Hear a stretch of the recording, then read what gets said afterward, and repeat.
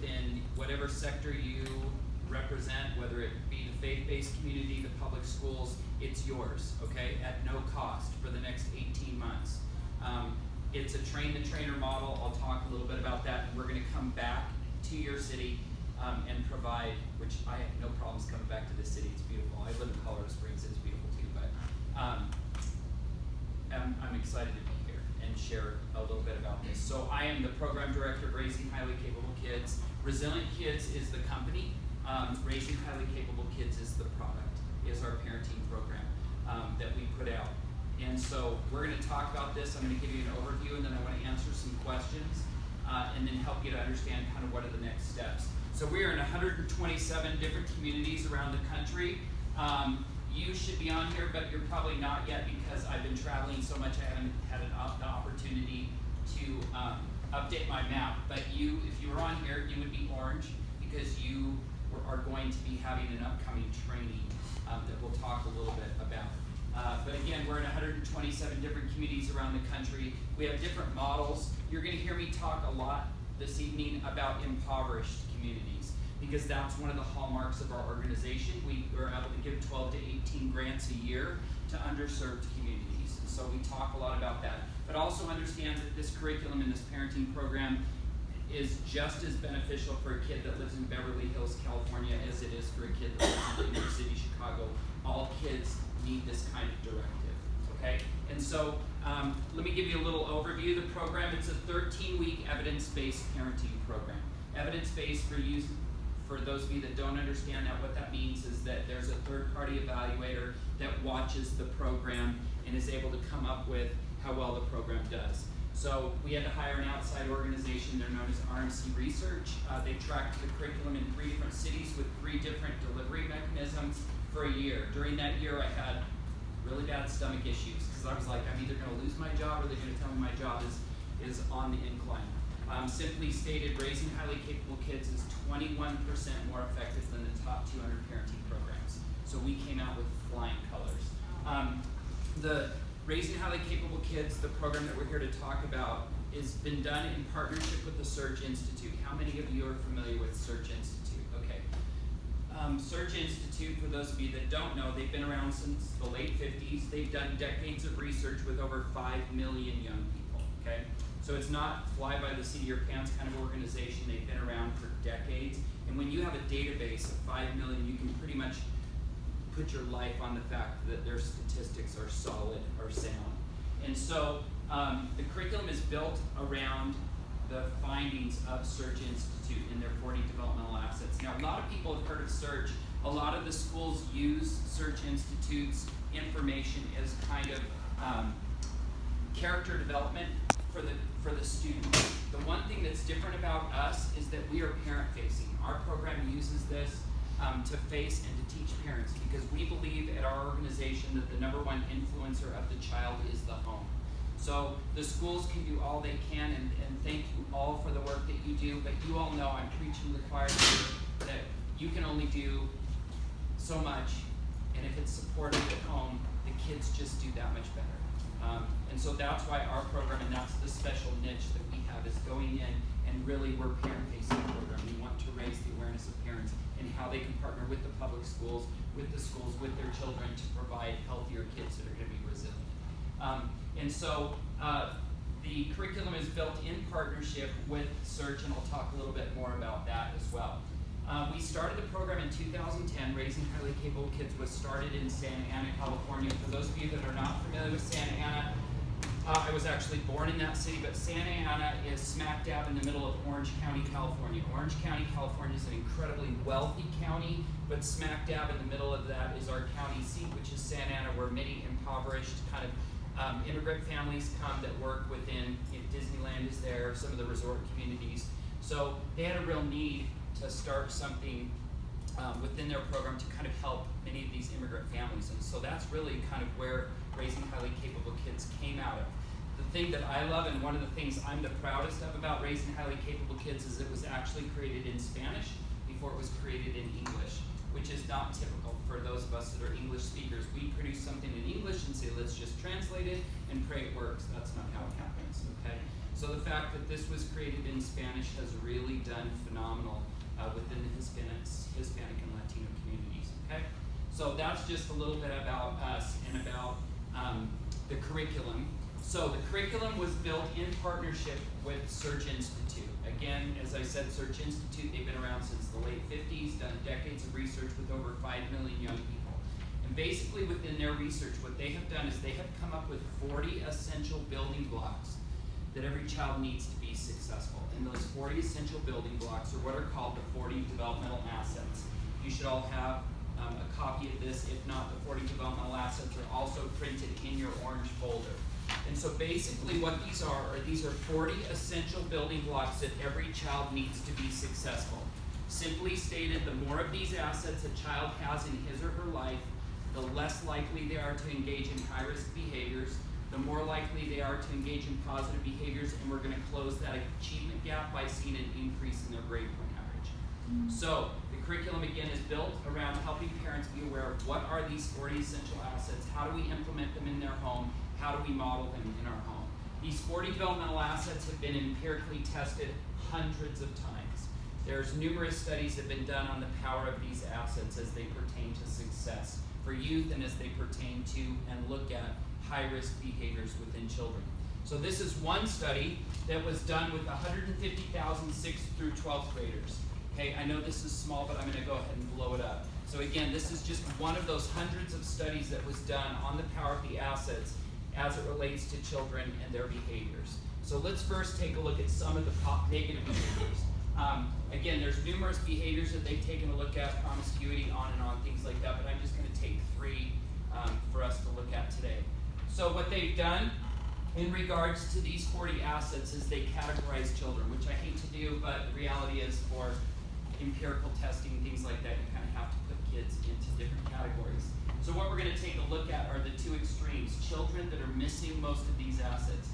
So children in this column only possess 0 to 10 of these 40 essential assets, or the 40 developmental assets, versus the kids on the right are going to possess 31 to 40 of these 40 developmental assets, okay?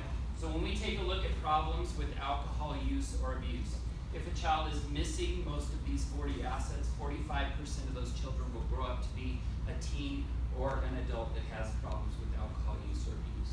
Versus if they have 31 to 40 of these essential assets, that drops to 3% likelihood.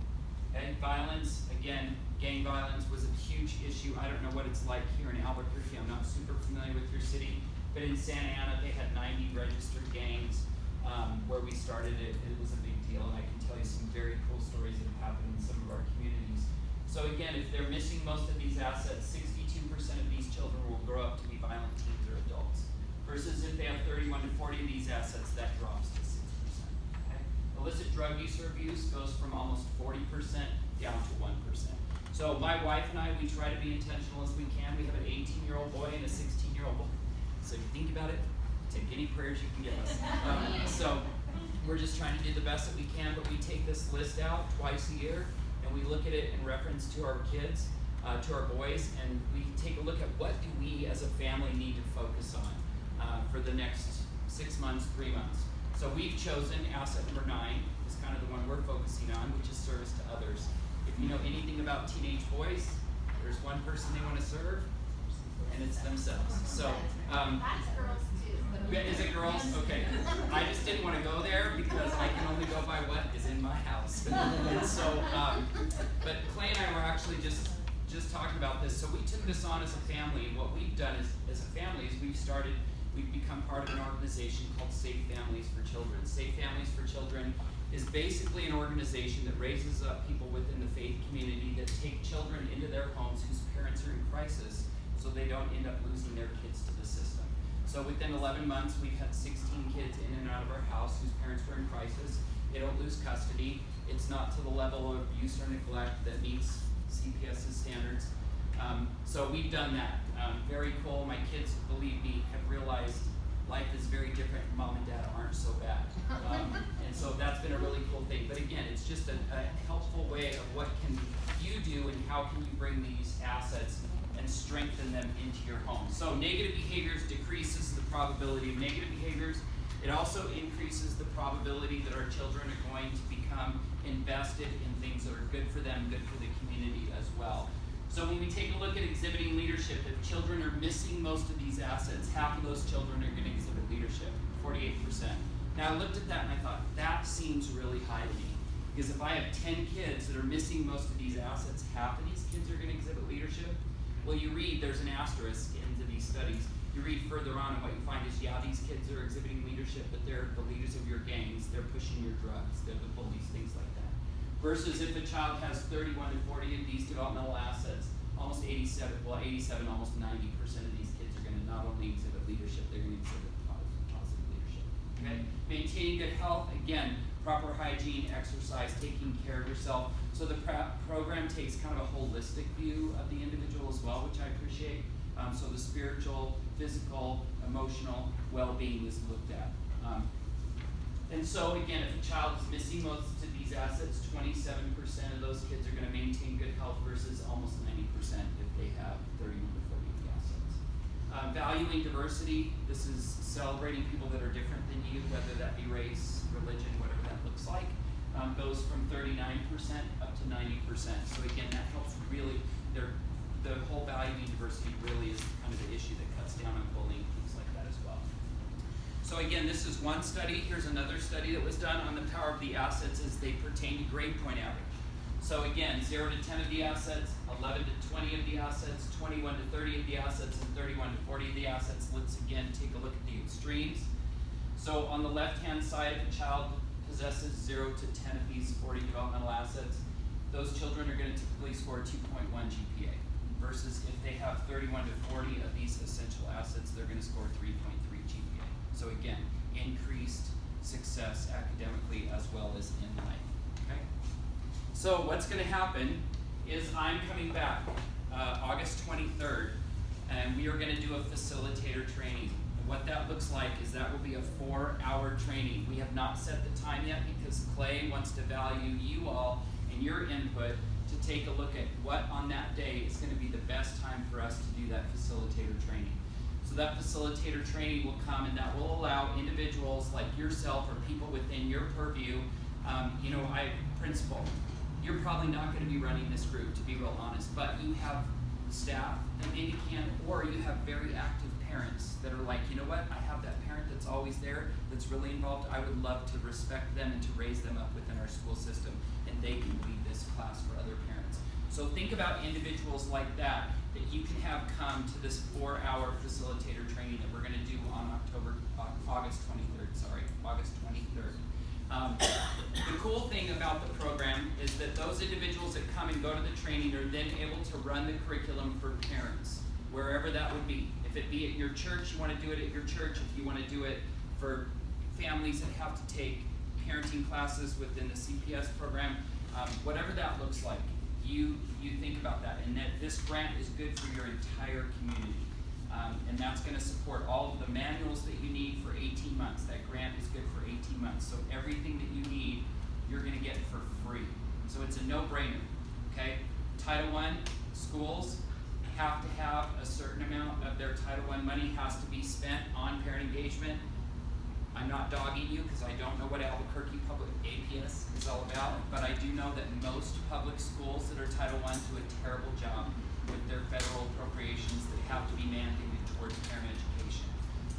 I love the fact that you have a parent coordinator that's been hired because that says there's effort, energy, and desire to get the parents engaged. Most school districts don't have that going on. So you should all be applauded about that. So we're going to come back. It's a 13-week evidence-based parenting program that you're going to run the parents through. Some of you may not be the ones that come back for the training, but you know people that will come back for the training, okay? So the curriculum, I can honestly say to you that I have never, ever heard that it's difficult to facilitate. It's very simple to facilitate. And part of that is because of the reason that we created it and where we created it. So we created it in Santa Ana, California, where 6 elementary school principals picked out lead parents on their campus that we were going to train. This was our pilot program that we were going to train, and those parents then ran the program for other parents. So it had to be kind of easy for those that have never run a group to be able to facilitate. The cool thing about the program that we have built in for sustainability is that once a parent goes through the program, if they have attended 10 or more of the 13 sessions, they are then allowed to help facilitate it the next time that it's offered. So we're building sustainability, and people are duplicating themselves within your community, and I love that part of it. We're watching parents get really excited, start to lead groups, and it's really kind of good. It helps them along the way. So I'm going to come back. Each of the 13 weeks, there's simply 5 steps that we'll walk you through that you will learn. Those 5 steps are a part of each one of the 13 weeks. So once you know how those 5 steps work, you can run the curriculum. So let me just quickly talk about those. So the first one is called Join the Club. This is where there's some type of icebreaker. The parents really get to know one another. One of the things that came out of the third-party evaluation is that when parents start this program, they don't stop. As a matter of fact, they continue, and then they're like, what's next? Because it really builds community. When you think about a single mom living in an apartment complex raising 3 children on her own, when she comes into a group like this and realizes she's not so different, she has people that are willing to do life with her, it's like it breathes life into her. And so we're really seeing that. And that came out of our third-party evaluation. That's not just something I'm making up. So it's some type of icebreaker that helps the group get to know one another, as well as then ties into where are we going tonight within the curriculum. Session number 2 is called Add to Your Assets. This is where we have USB drives that you will be given. Those that come to the program, when they train the program, will be given a USB drive. On that USB drive are promotional materials. There are also all of the PowerPoint presentations that you need to run the program. Part of each night is a PowerPoint presentation that creates dialogue within the parents. Now I say facilitator because the person running these classes for the parents is not going to stand up and preach or speak to them for an hour and a half. Okay? It's going to be very discussion driven.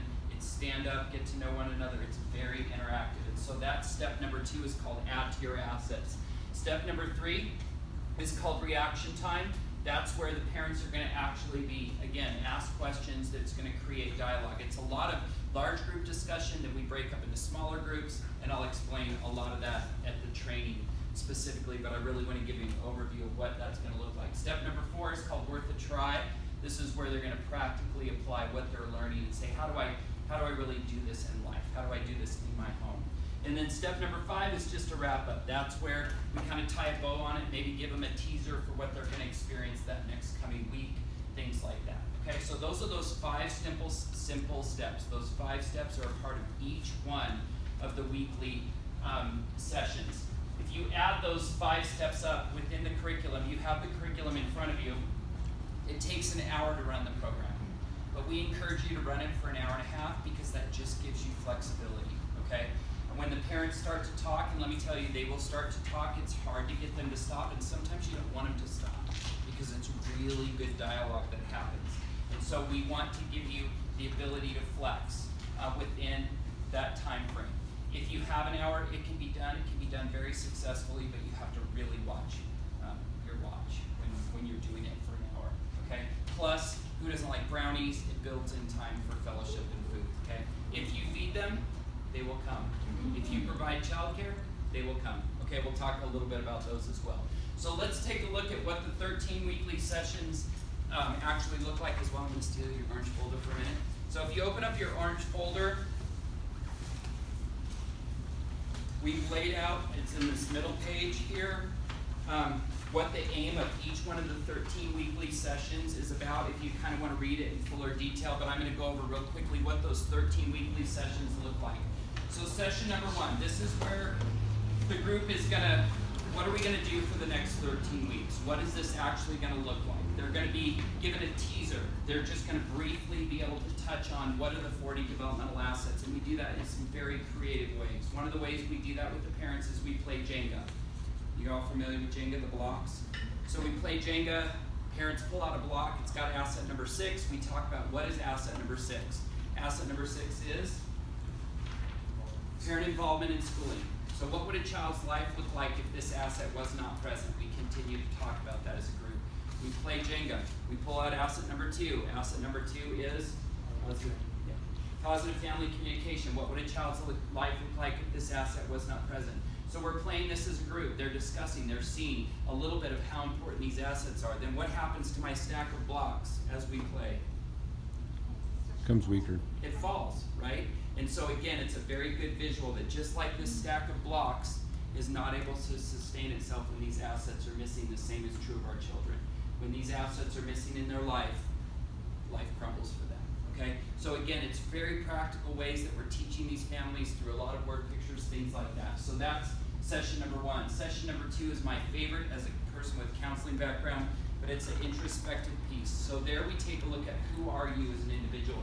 Did you have 2 parents that poured into your life and helped you become the person that you are, or did you come from a home where you had an angry, absent, abusive, alcoholic dad that showed up for your birthday, and then when he did, he beat you? Both those negatives and the positives have made you who you are as an individual. If you stop those negative cycles and build on the positive ones, you will be a better parent because of that. One of the things I love about this program is that it is not shame-based. So a parent is not going to come every week learning or feeling what a terrible job they're doing as a parent. They're going to be very uplifted, very empowered through this program. Then as you'll see, your list of 40 developmental assets are broken up into 8 different subcategories. And so what the next 8 weeks, weeks 3 through 10, what we take a look at are each of those subcategories. Okay, so week number 3, we're going to take a look at the subcategory of support, and all of the assets that fall under this idea of children needing support. So we're going to take a look at family support, positive family communication, other adult relationships, which many of us know as maybe mentors, family members, things like that. A caring neighborhood, a caring school climate, and parent involvement in schooling. The next week, we're going to take a look at empowerment. We're going to take a look at the fact that community that values youth is good for kids, youth as resources, service to others, and safety. Now, one of the things we talk about at this training is how can you involve individuals from the community. I love to see that we have police officers here. One of the best things to do is maybe the night that you're going to talk about safety, bring one of the local police officers in to present to the parents and say, hey, here's how Albuquerque runs. Here's places that are not safe for your kids. That store that's on the corner of 1st and Main, I don't know if you have a 1st and Main, most cities do, but there's drug deals that go on there. So, it's just a really good time to help educate the parents about the safety of their kids. So we talk about that within the training, about how to bring people from the community in to really begin to help the parents as well. Session number 5, we're going to talk about boundaries and expectations. Session number 6, we're going to talk about constructive use of time and why is it important that kids don't have too much time on their hands. We're going to talk, and I think it's interesting too, because I heard there's a number of pastors or people representing the faith community, but one of the things that this secular organization found is that children that come from a religious community do better than children that don't come from a religious community. Session number 7 is commitment to learning. We're going to take a look at those things that help children form a commitment to learning, as well as commitment to learning within the house. We're going to also then, session 8, we're going to take a look at positive values. Session 9, we're going to take a look at social competence. Session number 10, we're going to take a look at positive identity. Then a session 11 and 12 is where we're going to take a look at where are you as a family doing well. Again, we celebrate those positives. Where are you doing well? And then we're also going to take a look at where are your areas of needed strength for like the next 3 months, 6 months as a family. No matter the best family in the world, okay, can always take a look at a few of these assets and raise them up. Then session number 13 is my favorite, well, one of my favorites, but that's a celebration. We believe that anytime you get a group of people that commit to doing something for 13 weeks in a community, that needs to be celebrated. So this can look like anything you want your community to have it look like. It can be anything from potluck to a full-blown graduation, okay? Let me show you and give you an example. This is one of my favorites. So we're in Fort Worth, Texas, Fort Worth ISD, Independent School District. We're their parenting program of choice in Fort Worth ISD. It started at this small school called Manuel Hata Elementary. It's smack dab in the middle of Fort Worth, incredibly impoverished school. So what happened is this local, and we deliver the curriculum anywhere. Again, we're in churches, we're in Boys and Girls Club, we're in YMCAs, we're in homeless women's shelters, we're in domestic violence shelters, we're in Starbucks. I mean, you name it. Anywhere that you can get a group of parents together, you can run this curriculum. But this was one of the schools that we're in, Manuel Hata. This principal realized she couldn't do it alone, And so she partnered with a local church that then helped to provide some of the manpower to feed the parents, as well as provide the child care, as well as to provide some of the individuals that would come